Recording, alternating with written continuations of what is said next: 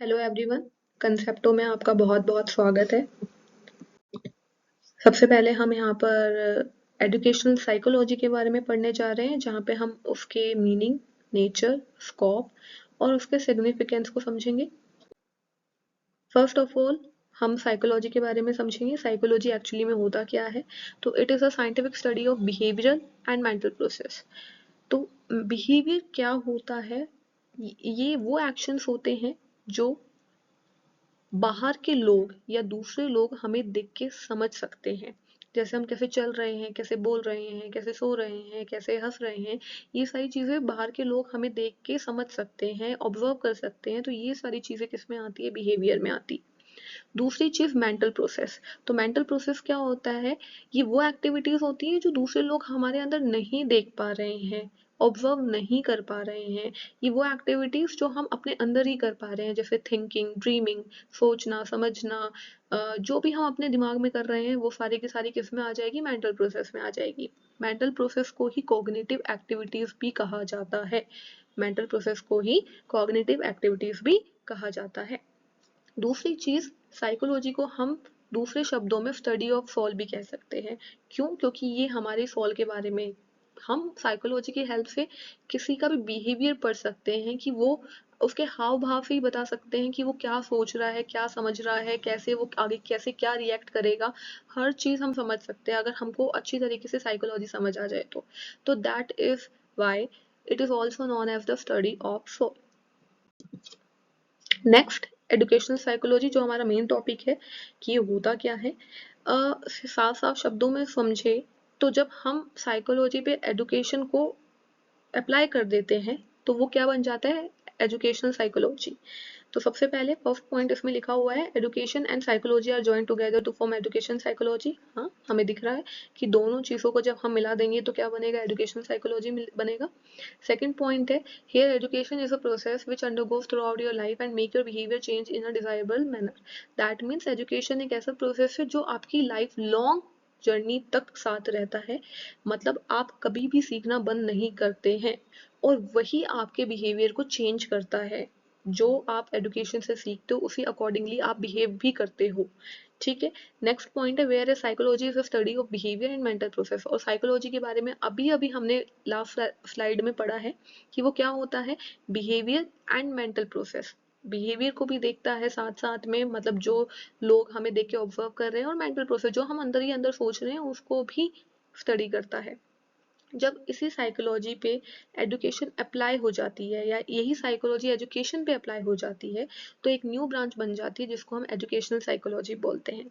Last but not the least point of educational psychology, the above explanation make clear relationship between education and psychology, as psychology deals with the nature of child and educator adopt appropriate technique to unfold the nature of the child. आप कहीं भी पढ़ाने जा रहे हैं, कहीं भी school में जा रहे हैं, तो वहाँ पे आप किसी भी चाइल्ड का बिहेवियर देख के कि वो कैसे रिएक्ट कर रहा है, कैसे अपनी शक्लें बना रहा है, हाव भाव कैसे दे रहा है, वो आपकी किसी भी बात पर, उस हिसाब से आप जज करते हो कि उसको समझ भी आ रहा है कि नहीं समझ आ रहा है। तो ये जो एजुकेशनल साइकोलॉजी है वो हमें ये भी सिखाती है कि कैसे आप अलग अलग टेक्निक से बच्चे को समझ सकते हैं, बच्चे के बिहेवियर को देख के आप उसे समझा सकते हैं। क्योंकि आप कहीं भी जाएंगे, हर बच्चा सेम लेवल का नहीं होता है। हर बच्चा अलग अलग लेवल पे समझता है, किसी को जल्दी समझ आ जाता है, किसी को लेट समझ आता है। तो एजुकेशन साइकोलॉजी हमें हेल्प करती है कि उसके बिहेवियर को देख के हम समझ सके कि उस बच्चे को समझ भी आ रहा है या नहीं समझ आ रहा है। नेक्स्ट आता है नेचर ऑफ एजुकेशनल साइकोलॉजी।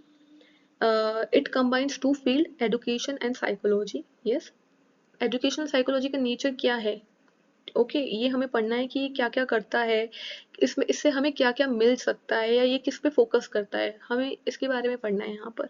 तो एजुकेशनल साइकोलॉजी दो फील्ड से ये कंबाइन होता है। Second point, it is a study of human behaviour in educational psychology. क्यों? क्योंकि हमने साइकोलॉजी में पढ़ा है तो ऑब्वियसली दोनों फील्ड से जब मिला है, साइकोलॉजी यही तो कहता है कि ह्यूमन बिहेवियर को स्टडी, तो वही एजुकेशनल साइकोलॉजी में भी आ जाएगा। तो in any education situation human का बिहेवियर कैसा है उसकी स्टडी करना भी ये हमें सिखाता है। Third, it is one of the branch of applied psychology. Applied psychology की एक ब्रांच है ये। Fourth, it focus on those factor, principle and technique that relate with various aspect of child's growth and development. ये उन factors पे focus करता है, उन चीज़ों पे फोकस करता है जो चाइल्ड की ग्रोथ एंड डेवलपमेंट पे डिपेंड है। जहाँ पे चाइल्ड की ग्रोथ एंड डेवलपमेंट जुड़ जाती है, उन सारे फैक्टर्स पे कौन फोकस करता है? Educational psychology. Next point, fifth point, it focus on the process by which learning can be made more efficient and effective. Very important point कि ये उन प्रोसेस पे फोकस करता है जिससे आप अपने लर्निंग को, मतलब कि आप कहीं भी पढ़ाने जा रहे हैं तो वो कैसे इफेक्टिव बने, कैसे एफिशिएंट बने, आप किस तरीके से पढ़ा रहे हैं, आपके पढ़ाने से बच्चा बोर तो नहीं हो रहा है या आपके पढ़ाने से बच्चा इंजॉय कर रहा है। तो ये सारी चीज़ों पे फोकस कौन करता है? Educational psychology. नेक्स्ट पॉइंट है, it is not exact as natural science because human behaviour can not be predicted exactly.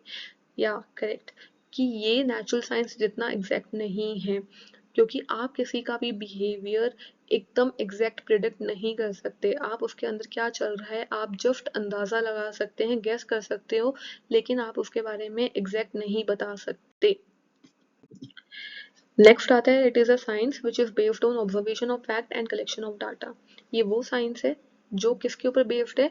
Facts and figures पे, कि आप कहाँ से क्या फैक्ट्स लेकर आए हो, क्या सच्चाई लेकर आए हो, या फिर आपने अभी तक क्या पढ़ा है, वो सब इसमें आ जाता है। It is a positive science, 8th point. And 9th point is it is a social science as it studies human being and their sociability. That means कि ये इसको हम सोशल साइंस भी कहते हैं क्योंकि इसमें हम ह्यूमन बींग्स के बारे में पढ़ते हैं और उनकी सोशबिलिटी, मतलब उसका क्या आसपास का इन्वायरमेंट के साथ उसका क्या रिलेशन है, क्या कैसा वो सोशल है या नहीं है, इन सब चीज़ों के बारे में हम यहाँ पर पढ़ते हैं। तो ये 9 पॉइंट्स है नेचर ऑफ साइकोलॉजी के बारे में। तो अगर ये 10 मार्क्स में या 8 मार्क्स में आ जाए तो आप इन सारे पॉइंट्स को लिख सकते हैं, और इनको अगर हल्का फुल्का आप एक्सप्लेन भी करना चाहे तो आप एक्सप्लेन भी कर सकते हैं अपनी लैंग्वेज में। अब यहाँ पे नेक्स्ट है स्कोप ऑफ एजुकेशन साइकोलॉजी। इसका स्कोप कहाँ कहाँ है? The learner, the learning process, the learning situation, the teaching situation, evaluation of learning process. इसको हम वन बाय वन पढ़ेंगे, एक्सप्लेन भी करेंगे, बट उससे पहले ये चीज़ समझिए कि मैंने यहाँ पे फ्लो चार्ट इस वजह से बनाया ताकि आप लोग भी समझो कि जब आप एग्ज़ाम देने जा रहे हो वहाँ पे आप जितना ये फ्लो चार्ट बनाओगे, जितना अट्रैक्टिव चीज़ों को रखोगे, उतने ज़्यादा आपके मार्क्स वहाँ पे बढ़ेंगे। क्योंकि जितना आप सुंदर लिखोगे, जितना प्यारा लिखोगे, उतना ज़्यादा वो अट्रैक्टिव लगेगा और उतने ज़्यादा ही आपको मार्क्स मिलेंगे। एक अभी हमने जस्ट पिछली स्लाइड में पढ़ा, आप कहीं पढ़ाने जा रहे हो, एक तो वहाँ पे बिल्कुल बोरिंग सा सब कुछ आप इन्वायरमेंट रखो तो बच्चा इंटरेस्ट ही नहीं दिखाएगा पढ़ने में, और वहीं पे आप कुछ प्लेफुल एक्टिविटीज़ करके चार्ट्स वगैरह दिखाकर या पीपीटीज दिखाकर आप बच्चे को समझाओ तो वहाँ पर बच्चा इंटरेस्ट भी लेगा और पढ़ेगा भी। तो इसी तरीके से आप जब आप अच्छा लिखोगे तो टीचर्स को वो अच्छा लगेगा और टीचर मार्क्स भी देगा। ओके, तो नेक्स्ट चलते हैं हम। The learner, first of all, the learner, the main aim of education is all round development of student. Educational psychology help teacher to understand the inner potentialities that underlie the behavioral of child. That means education का main M होता क्या है कि student सिर्फ knowledge gain ना करे, साथ साथ में उसकी ऑलराउंड डेवलपमेंट भी हो, हर चीज़ में वो सक्षम हो, हर चीज़ में वो अच्छा हो। Educational psychology helps teacher to understand the inner potentialities that underlie the behaviour of child. कि एजुकेशनल साइकोलॉजी हमें भी हेल्प करता है, दैट मीन्स टीचर्स को भी हेल्प करता है कि वो बच्चे की अंदर की पोटेंशियल को समझे कि वो कितना क्या कर सकता है। ये नहीं कि कोई बच्चा अगर कहीं पे परफॉर्म नहीं कर पा रहा है, इतने अच्छे से एक्टिव नहीं है, तो इसका ये मतलब नहीं है कि वो बिल्कुल ही वीक है या डल है। क्या पता उसका पोटेंशियल कहीं और हो, तो आपको वो चीज़ पता लगानी है उसके बारे में। नेक्स्ट आता है the learning process. The teacher will have to consider the mental process of the child, not only the quality of knowledge that is putting into the child's mind. यही अगेन कि लर्निंग प्रोसेस ऐसा होना चाहिए जिसमें आप उसके mental process को समझ सकें। यही नहीं कि आप सिर्फ जा रहे हो, पढ़ा कर आ रहे हो, उसके दिमाग में सब कुछ भर कर आ रहे हो कि ये पढ़ना है, ऐसा नहीं होना चाहिए। उसके मेंटल प्रोसेस को भी समझना चाहिए कि वो क्या सोच रहा है, कैसे समझ रहा है, उसके मन में क्या चल रहा है, वो सब कुछ आपको ध्यान देना है। Next, the learning situation. Educational psychologists can analyze an aim and determine its practicality with reference to the fundamental laws of psychology. कि जो साइकोलॉजी के लॉज है, साइकोलॉजी क्या बोलता है, ह्यूमन बिहेवियर को समझना, उसके मेंटल प्रोसेस को समझना, तो उसको प्रैक्टिकली अप्लाई करना भी एजुकेशनल साइकोलॉजी में आता है। नेक्स्ट आता है the teaching situation. Teachers can follow the method of findings and education psychology in their educational practice. कि यहाँ पे जस्ट आपको पढ़ना नहीं है एजुकेशनल साइकोलॉजी को, इसको अप्लाई भी करना है। अगर आप आगे चल के कहीं पढ़ाने जाते हैं तो इन सब चीज़ों को सीख के आपको उन चीज़ को अप्लाई भी करना है अपनी प्रैक्टिसेस में। ओके, और न्यू न्यू मेथड्स फाइंड करके बच्चों को पढ़ाना है। Evaluation of learning process, it includes use of statistical method and conducting research on educational problems. That means evaluation means होता है कि आपने कुछ पढ़ाया बच्चे को, उसके बाद उसका टेस्ट लो ताकि आपको पता चले कि वो क्या समझा है, क्या पढ़ा है उसने, उसके दिमाग में कितना गया है। तो दैट इज इवेल्युएशन। तो it includes use of statistical methods and conducting research on educational problem. कि उसको प्रॉब्लम्स कहाँ फेस हो रही है वो हमें कैसे पता चलेगा, जब हम उनका टेस्ट लेंगे तब पता चलेगा कि उसको कितना समझ आ रहा है। नेक्स्ट है significance of educational psychology in teaching learning process. Teaching learning process में क्या सिग्निफिकेंस है इसका, किसका, एजुकेशनल साइकोलॉजी का, ये हम पढ़ने जा रहे हैं। फर्स्ट आता है अंडरस्टैंडिंग द लर्नर। लर्नर को अंडरस्टैंड करो, जो पढ़ रहा है उसको अंडरस्टैंड करो। It means with the quality of knowledge teacher have to consider the mental process of the child. कि नॉलेज के साथ साथ चाइल्ड के मेंटल प्रोसेस को भी समझो कि चाइल्ड क्या समझ रहा है उस टाइम पे, उसके हाव भाव क्या है, वो क्या सोच रहा है, उसको पढ़ने का मन है भी या नहीं, इफ नहीं है तो उसका ध्यान कहाँ है, सब चीज़ें आपके दिमाग में चलनी चाहिए एज अ टीचर। सेकेंड आता है understanding effective method of teaching. It helps in discovering playful method technique new approach, enjoyable and motivating experience by which learning can be made interesting. Learning को interesting, lecture को interesting बनाने के लिए आपकी approach बहुत motivating, enjoyable होनी चाहिए, आपकी techniques अच्छी होनी चाहिए, पढ़ाने का तरीका बहुत अच्छा होना चाहिए कि बच्चा enjoy करे उसको, ना कि बोर हो जाए। नेक्स्ट होता है understanding the nature of the classroom learning. Classroom learning का नेचर को समझना। That means it help the teacher to adopt and adjust his teaching according to the level of the learner. हर बच्चे का लेवल सेम नहीं होता, अभी मैंने पहले भी बताया था। कोई बच्चा जल्दी समझता है, कोई बच्चा देर से समझता है, हर बच्चे का लेवल सेम नहीं होता। तो टीचर्स को उसी तरीके से एडजस्ट करना पड़ता है, उसी चीज़ से अडॉप्ट करना पड़ता है, उसी हिसाब से बच्चे को पढ़ाना पड़ता है। नेक्स्ट आता है understanding the difficulty of student. It help to understand the problem faced by the learner and how we can solve them. Obviously educational psychology में साइकोलॉजी वर्ड आया ना, तो साइकोलॉजी क्या बोल रहा है, मेंटल प्रोसेस को समझना, बिहेवियर को समझना। तो आप बिहेवियर को समझ के, मेंटल प्रोसेस को समझ के आप ये पता लगा सकते हैं कि बच्चे को प्रॉब्लम कहाँ फेस हो रही है। आपको जैसे ही पता लगेगा कि प्रॉब्लम क्या है, आप ऑब्वियसली उसको सॉल्व करने का सोचेंगे। यस, तो आप इससे ये सारी चीज़ों का पता लगा सकते हैं। नेक्स्ट आता है इसमें डेवलप पॉजिटिव एटीट्यूड। जो सिग्निफिकेंस है एजुकेशनल साइकोलॉजी का, ये क्या करता है, पॉजिटिव एटीट्यूड भी ब्रिंग करता है। That means it bring positive attitude in teacher towards teaching so that they can motivate their student. अगर टीचर ही पॉजिटिव नहीं होगा तो वो कैसे मोटिवेट करेगा स्टूडेंट को। तो ऑब्वियसली पहली चीज़ टीचर को पॉजिटिव होना पड़ेगा, उसके एटीट्यूड को पॉजिटिव होना पड़ेगा। नेक्स्ट पॉइंट आता है एडजस्टमेंट एंड डिसिप्लिन।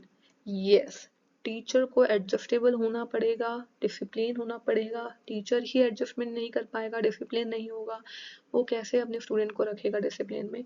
तो it teaches us how to keep student discipline and how to handle every situation. कि हम हर सिचुएशन को कैसे हैंडल करें, बच्चे को कैसे डिसिप्लिन में रखें, ये सारी चीज़ें हमें यहाँ पे सीखने को मिलती है। नेक्स्ट पॉइंट आता है understanding one self. It helps us understand our self whether we are good teacher or not, whether we have a good qualities of being a teacher or not. That means हम खुद को यहाँ पे समझ पाते हैं। हमारे मन में एक बार हमेशा डाउट रहता है कि हम अच्छे टीचर बनेंगे नहीं बनेंगे, या हमारे अंदर वो क्वालिटी है कि हम एज अ टीचर किसी को पढ़ा पाएंगे या नहीं पढ़ा पाएंगे, या हम टीचर बन भी सकते हैं नहीं बन सकते। तो यहाँ पर एजुकेशनल साइकोलॉजी हमें हेल्प करती है, हमारे अंदर वो एटीट्यूड लेकर आती है, पॉजिटिव एटीट्यूड लेकर आती है, जिससे हम समझ पाते हैं कि yes we are able to being a good teacher. तो यहाँ पे हम अपने आप को भी समझते हैं। नेक्स्ट आता है to do evaluation and testing. It teaches us to evaluate और to take test after learning. Yes, ये मैं पहले भी समझा चुकी हूँ, यही सिग्निफिकेंस में भी आएगा कि ये हमें ये भी सिखाता है कि कैसे हमें हर चीज़ को पढ़ाने के बाद उसका टेस्ट लेना है, इवैल्यूएट करना है चीज़ों को, ताकि हम बता सकें कि बच्चे को समझ आ भी रहा है या नहीं आ रहा। नेक्स्ट आता है रिसर्च। यस, हमें हमेशा अप टू डेट रहना पड़ेगा, क्योंकि सिलेबस भी चेंज होता है, सब कुछ चेंज होता है, तो हम जब तक अपडेट नहीं रहेंगे तो हम सिखाएंगे कैसे। तो हमेशा हमें हमें अप टू डेट रहना पड़ेगा और कभी सीखना बंद नहीं कर सकते हम हमेशा। ये स्टार्टिंग में बताया था कि education is a life long process. हम कभी सीखना बंद नहीं कर सकते, हमें हमेशा सीखते रहना पड़ेगा। थैंक यू, ये वीडियो यहीं पे समाप्त होती है। अगर आपको ये वीडियो पसंद आई हो तो प्लीज़ कमेंट कीजिएगा, लाइक कीजिएगा, और अगर आप और भी किसी टॉपिक पे चाहते हैं कि मैं इसी तरीके के नोट्स बनाऊं या ऐसा कुछ पोस्ट करूं, वीडियो बनाऊं, तो प्लीज़ कमेंट में बताइएगा। धन्यवाद।